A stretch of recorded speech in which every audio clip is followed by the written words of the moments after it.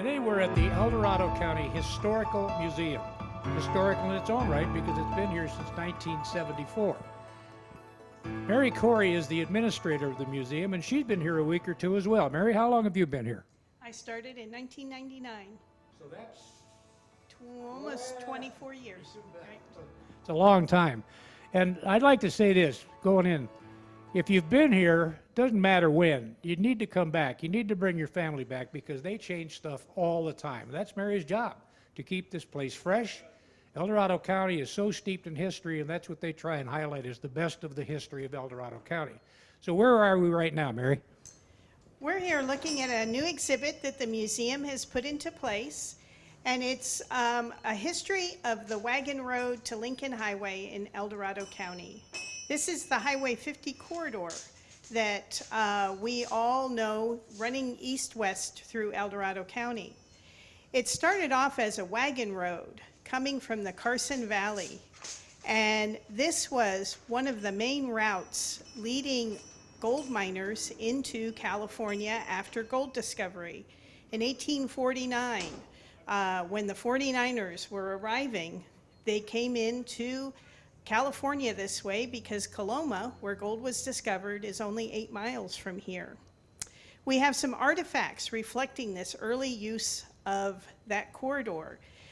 We have a framed letter that was given to us recently, and it was a letter written in February of 1850 of a hopeful gold miner writing home to his wife in Illinois, talking about his trials and tribulations of looking for gold.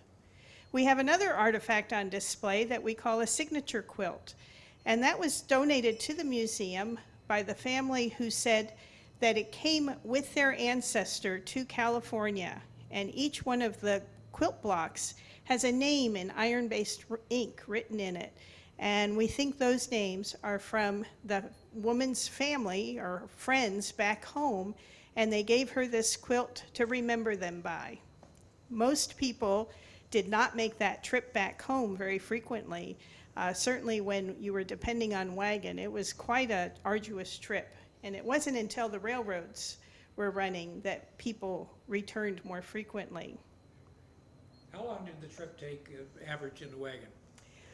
Most of the time it took something like 5 or 6 months, and most people ended up walking it. And the goods that they were carrying in their wagons, they walked alongside. After the wagon road history, we then move on to the Pony Express. And the Pony Express also used this corridor. It was actually a mail contract that was issued to increase the speed of mail delivery between Washington, D.C. and the state government in Sacramento.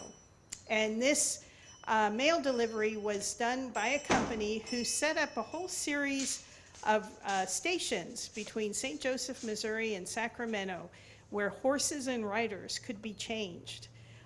The idea was to be able to ride the Pony Express route at a full gallop. So we have a mochila, which is actually from the current Pony Express Association, where mail would be put into those bags. And the nice feature of this mochila is as a rider came up to a station and was getting ready to get onto a fresh horse, he could just pull that off the saddle and then throw it on the new saddle, jump on that horse, and take off at a full gallop. And they actually got mail delivery down to 10 days, which is pretty incredible. However, by October of 1861, the transcontinental telegraph was completed, so the Pony Express was no longer needed, and it was losing money, so the company folded. And there was about, if I read it correctly, about 500 horses bought for this. Yes, it was quite a commitment on that part of that company. And only lasted 19 months, That's right. Is that correct? And a major Pony Express station here in Dorado County is now the restaurant called the Sportsman's Hall up in Pollock Pines. I did not know that. Yeah. So that's why you come to the museum. All right, always learn a little more. And then we finish up our history of this Highway 50 corridor with a discussion about the Lincoln Highway. Now, the Lincoln Highway was an association formed in 1912, And it was a group of automobile entrepreneurs who were really trying to promote better roads because they knew people would buy more automobiles if they had better roads.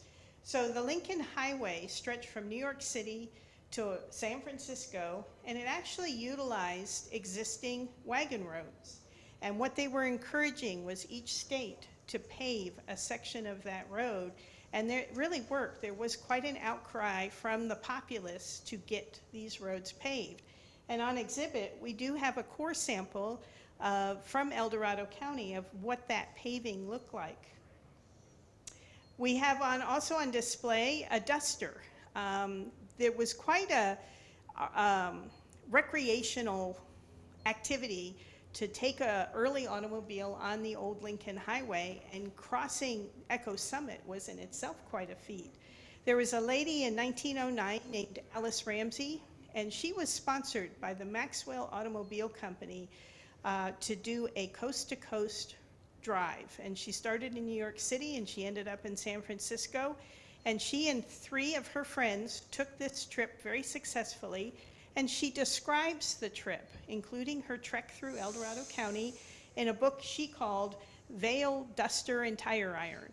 And we have a duster, very much like what she wore, here on display.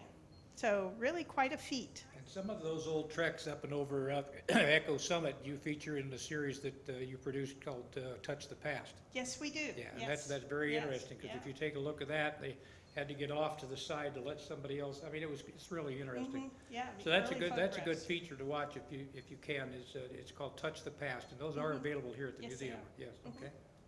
And then I finish up with a couple of photographs showing the change that Highway 50 made to Placerville. An aerial photograph pre-Highway 50 and post-Highway 50.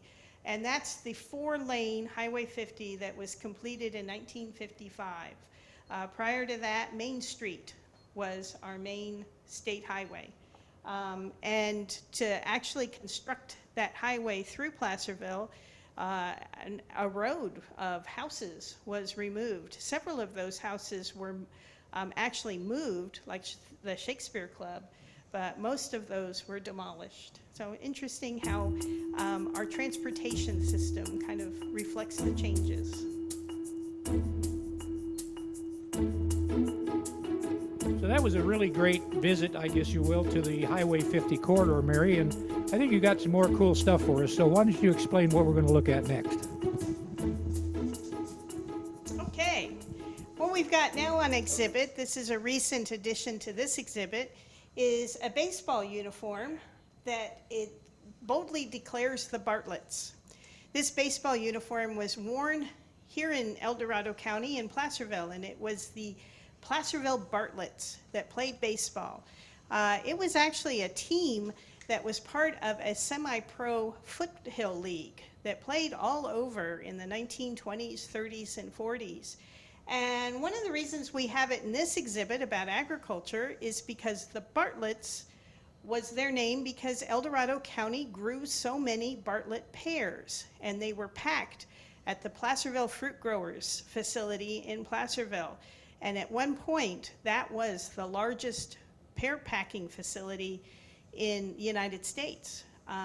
What happened, however, was the Bartlett pears all died in a blight in the 1950s. And a lot of those orchard owners actually then went to growing apples and promoted Apple Hill. So that's where our Apple Hill comes from. This uniform dates to the late 1930s, and it was made out of a wool cotton flannel mix. And there were actually a lot of different baseball teams all throughout the county. Every little community seemed to be able to have a baseball team. And before Major League Baseball was being shown on television, you could find a baseball game pretty much all through the summer on any Sunday. Our Bartletts won 3 years in a row the championships in the 1920s, and they got that large silver trophy as a result. So what do we got next? Okay.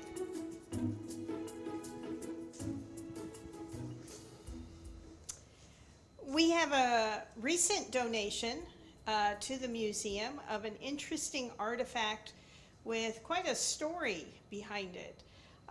This was donated by the great-grandson of W.P. Carpenter, who ended up being a judge here in El Dorado County, but prior to that, he was the head of what was known as the Placerville Vigilante Committee. This was formed in 1852, and the Placerville Vigilante Committee was modeled on the San Francisco Vigilante Committee, which had proved to be pretty successful. What the artifact is actually a conch shell, and what came with it was the story that had been very carefully preserved by the Carpenter family, that the conch shell was blown, and then that summoned the members of that vigilante committee. The way my understanding that these vigilante committees worked, and the one in Placerville worked, was they were supporting the elected sheriff of the day in 1852. At this time, most people who came out here were interested in mining for gold. They weren't interested in being civil servants. So it was difficult to have a paid staff. So the elected sheriff would have what was basically a group of volunteers. I kind of equate it with a volunteer fire department that were on call. So if there was a need for those volunteers to be summoned, perhaps to form a posse, perhaps support that sheriff in some manner, the Vigilante Committee provided that support. And the red scarf that came with the donation was worn by the head of that Vigilante Committee. One of the things that I think we try to tell here is a little bit of the context of what was going on. In today's vocabulary, vigilante is not a word that we use in that context.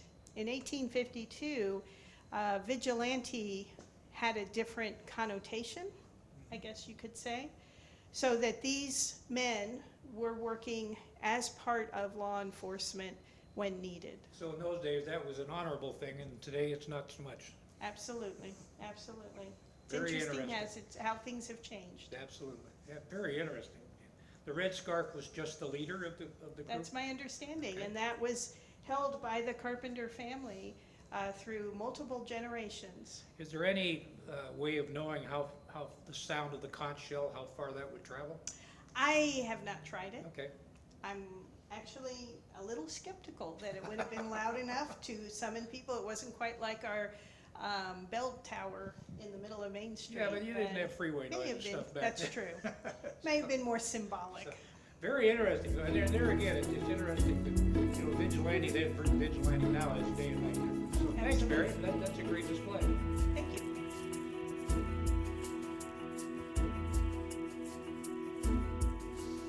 So if you came to the museum, say, a year or so ago, or 2 years or so ago, or even a few months ago, you never know what you're going to miss, because one thing that Mary does is make sure that the historical displays here are refreshed all the time. This one's been here a while, but there's a reason for that. And the reason is this is a great place to bring families. So why don't you explain this one, Mary? This is a dollhouse that was put together by a couple many, many years ago, and they said that they basically worked on it for 25 years, traveling the world, finding little bits and details, and then donated it to the museum in the 1980s. And we have it positioned here where it definitely is a magnet for kids who come and can get up close.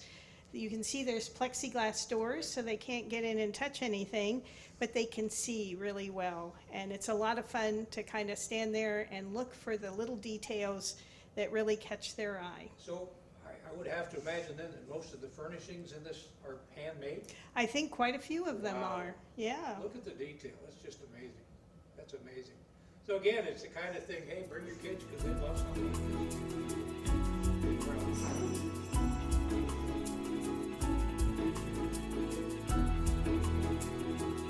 So Mary, why don't we go back to school? This will be kind of the last stop of the new displays here at the El Dorado County Historic Museum.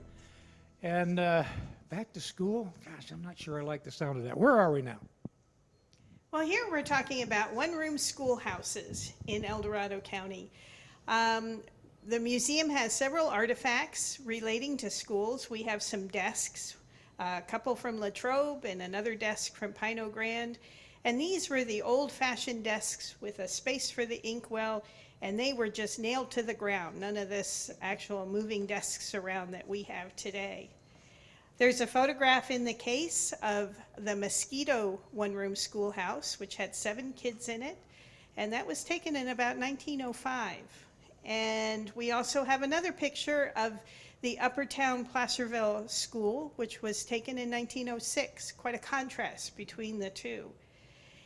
When California became a state in 1850, its first constitution required that any community that had 6 children of school age, 1st through 8th grade, had to build a school, hire a teacher, and elect a 3-person school board.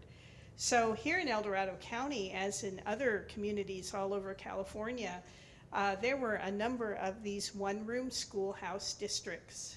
And they were all pretty much operating independently of each other. A teacher would more or less set the curriculum, and older children would help the younger children. And some of the schools disappeared when the population moved on. Other one-room schoolhouses, like Buckeye School, started as a one-room schoolhouse. It continued, and it's one of our schools today. So it's a great opportunity to look at the differences as well as some of the similarities of what school was like.